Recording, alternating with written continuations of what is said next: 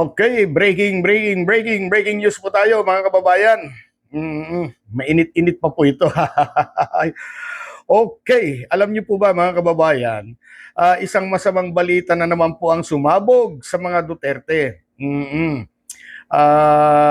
Pero bago natin ipagpatuloy, sana yung mga hindi pa naman nakasubscribe yan, pasubscribe naman po. At kung hindi naman kalabisan, pwede nyo naman pong i-share at saka i-like yung ating video. Ano po? So ito na nga po mga kababayan, meron pong update sa pagsampa. Kung matatandang kasi natin, ito pong si Attorney Manscarpo, yung asawa po ng ating Vice Presidente, ay nagsampa po ng petisyon sa Quezon City Regional Trial Court para pigilan ang ginagawa ng Kamara, particular po ang Committee on Justice na gumigisa po sa mga reklamo laban kay Vice Presidente Sara Duterte.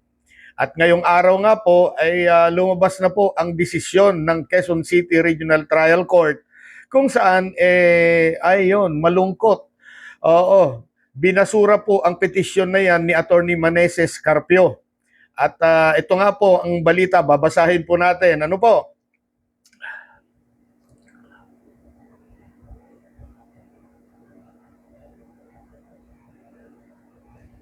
Ito po ay galing po sa GMA News. Okay, news update. Quezon City Regional Trial Court binasura ang petisyon ni Manscarpio na ipatigil ang impeachment proceedings laban kay Vice Presidente Sara Duterte. Boom! Ang lakas ng sabog na ito mga kababayan. Grabe. So, ayan po ang mainit-init na balita. Bad news po ito sa mga DDS at good news naman po ito sa mga taga-suporta ng administrasyon, lalong-lalo na sa mga loyalistang Marcos, no? At ayon nga po sa Quezon City Regional Trial Court, hindi raw pwedeng manghimasok ang hudikatura sa pagganap ng Kamara sa constitutional impeachment powers nito. Ayan, napakalinaw, malinaw po yan, ano? So, malinaw pa sa kristal. Bigo talaga.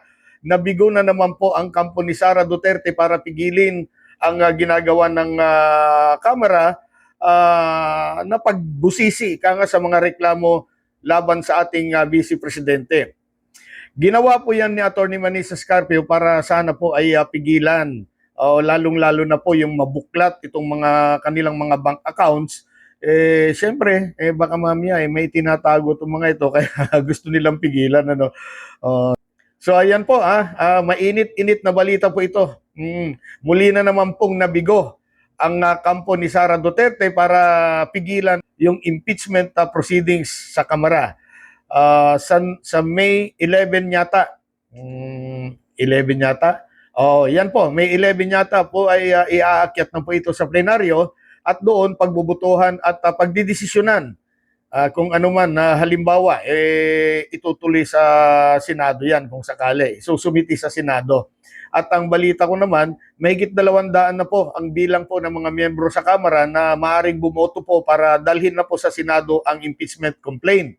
Kung saan sa Senado ay according to Senate President Tito Soto, handang-handa na po sila.